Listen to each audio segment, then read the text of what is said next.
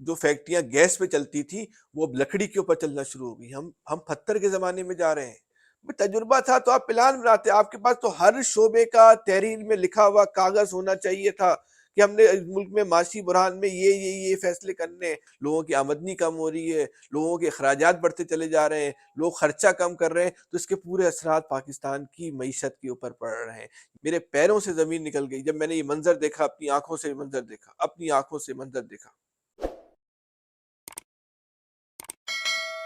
اعوذ باللہ من الشیطان الرجیم, بسم اللہ الرحمن الرحیم. میں ہوں فیصل حسین اور آپ کے سامنے آج ایک نئی ویڈیو کے ساتھ جو ہے وہ حاضر خدمت ہوں.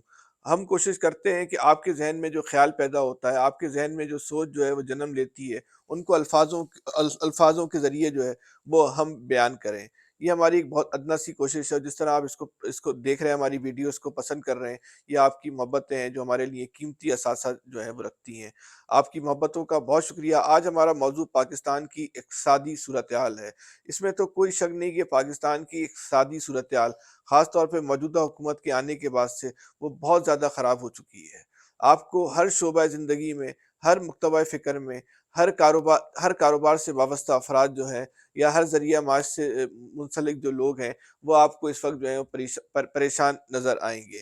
اس کے علاوہ لوگوں کی جو قوت خرید ہے وہ دن بدن کمزور سے کمزور تر ہوتی چلی جا رہی ہے.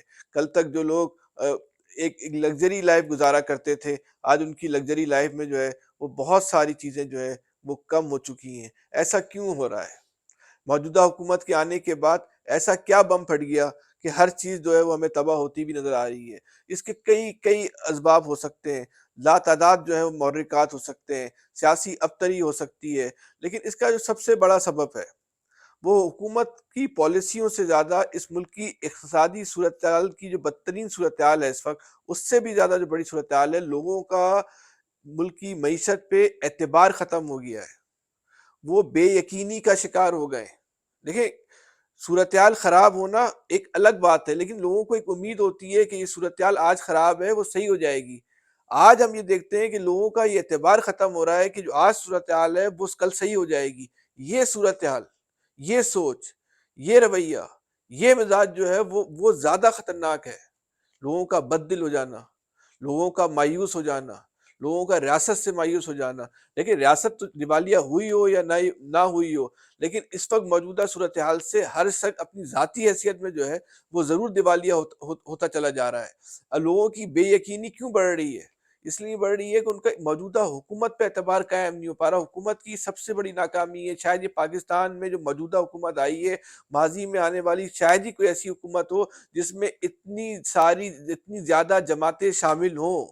اس میں تمام, اگر کہا جائے کہ پورے ملک کے ہر علاقے کی, ہمارا تو کثیر اللسانی ایک ملک ہے, اس میں مختلف علاقوں کی نمائندگیاں الگ الگ ہیں, تو اس حکومت میں تو ہر طرح کی نمائندگی موجود ہے. اس کے باوجود اس حکومت پر لوگوں کا اعتبار قائم نہیں ہو پا رہا.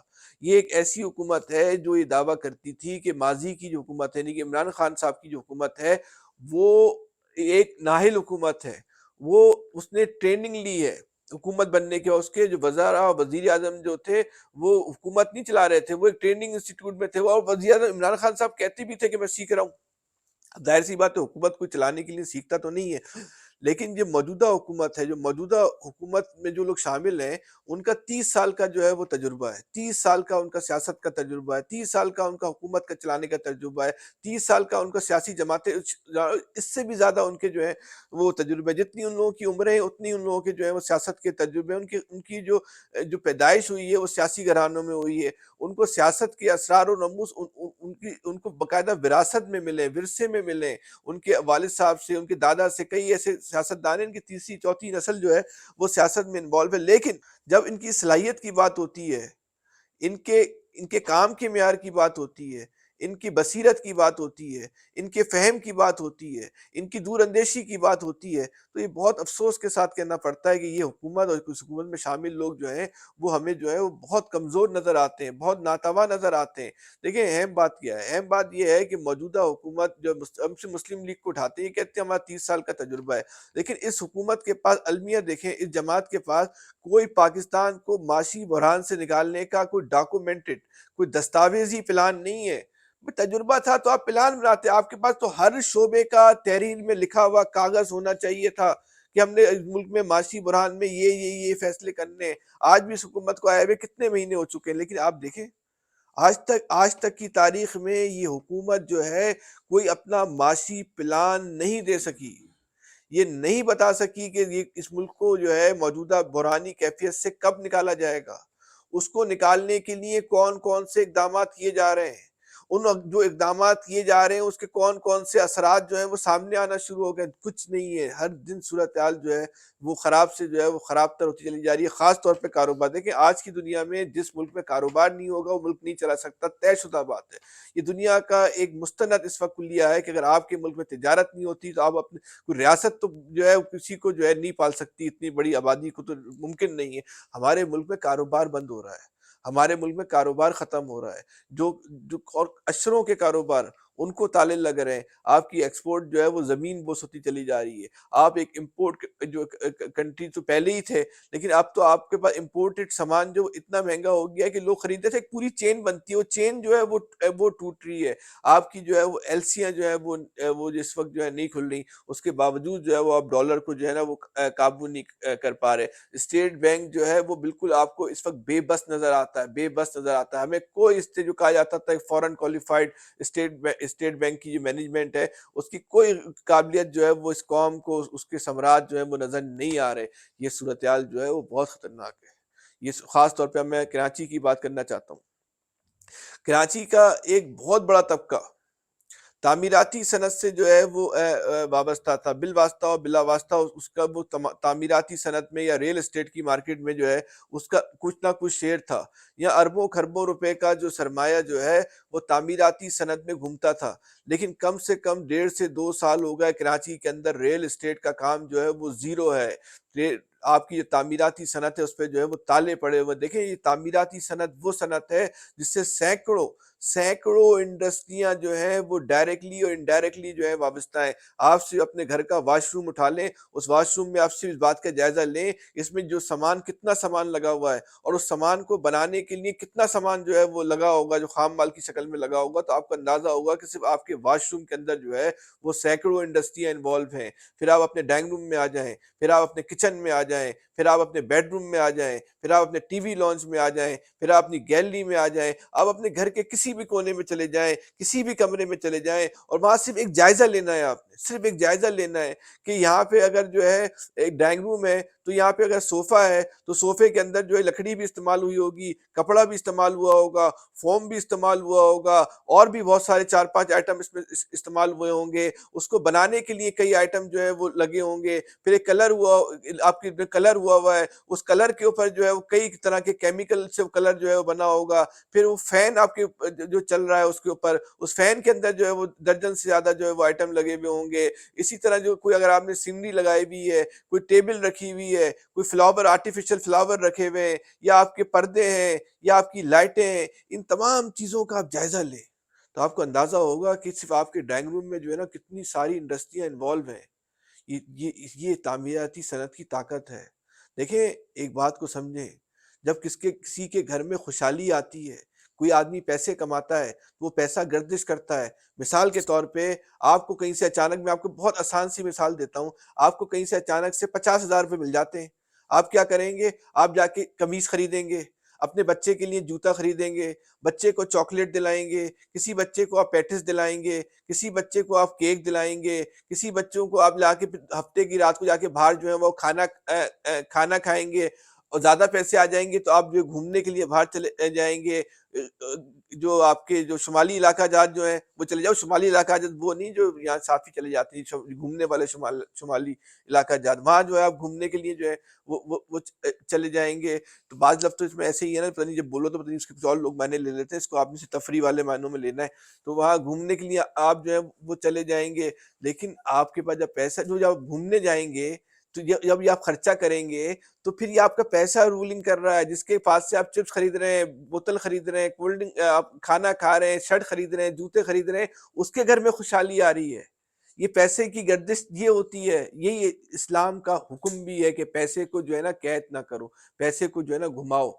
تو یہ اب لیکن اس وقت کیونکہ لوگوں کی آمدنی ٹوٹ رہی ہے، لوگوں کی آمدنی کم ہو رہی ہے، لوگوں کے اخراجات بڑھتے چلے جا رہے ہیں، لوگ خرچہ کم کر رہے ہیں، تو اس کے پورے اثرات پاکستان کی معیشت کے اوپر پڑ رہے ہیں۔ یہ اس ملک کا ایک بہت بڑا بحران ہے۔ اور پھر آپ کی انڈسٹریل ایریا میں آ جائیں، میں سن کے یقین کریں میرے پیروں سے زمین نکل گئی جب میں نے یہ منظر دیکھا، اپنی آنکھوں سے منظر دیکھا، اپنی آنکھوں سے منظر دیکھا۔ بلکہ میں آپ کو اس کی ویڈیو بھی دکھاتا ہوں کہ جب جو فیکٹریاں گیس پہ چلتی تھی وہ اب لکڑی کے اوپر چلنا شروع ہو گئی۔ ہم پتھر کے زمانے میں جا رہے ہیں، ہم پتھر کے زمانے میں جا رہے ہیں۔ اور جب لکڑی پہ آپ کی انڈسٹری چل رہی ہے تو آپ کے پاس غیر ملکی خریدار نہیں آئے گا۔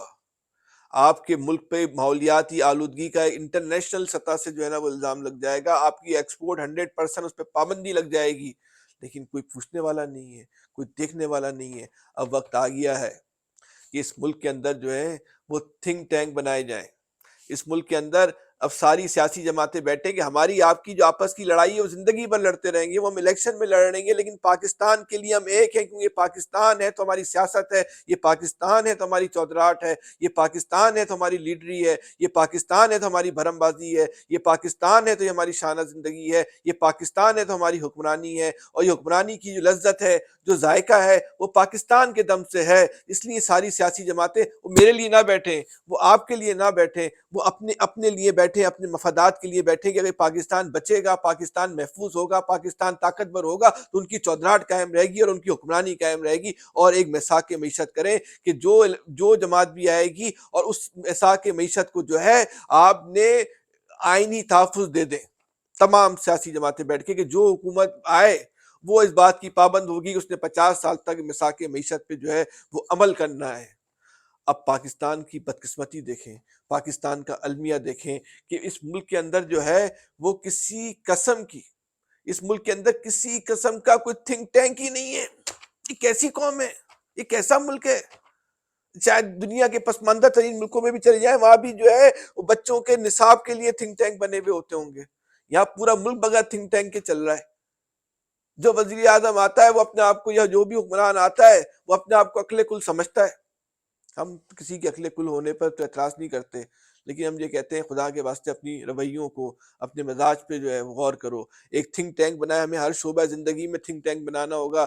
سب سے پہلے ہمیں جو ہے نا معیشت کے لیے تھنک ٹینک بنائیں، جس میں ہمیں سیاست دانوں کو جو ہے، جس میں جو ہمیں ماہر معاشیات ہیں ان کو ڈالنا ہوگا، ریٹائرڈ بیوروکریٹس کو ڈالنا ہوگا، سابق وزرائے خزانہ کو ڈالنا ہوگا۔ وہ مل کے ایک پالیسی بنائیں، اس پہ تمام سیاسی جماعتیں جو ہیں وہ دستخط کریں اور عہد کریں کہ اس میثاق معیشت پر وہ عمل کریں گی۔ اس میثاق معیشت پہ کو تبدیل کرنے کا اختیار کسی حکومت کے پاس نہیں ہونا چاہیے اگر ہم نے پاکستان کو بچانا ہے۔ دیکھیں اب ایک بہت اہم ترین بات سمجھ لیجیے،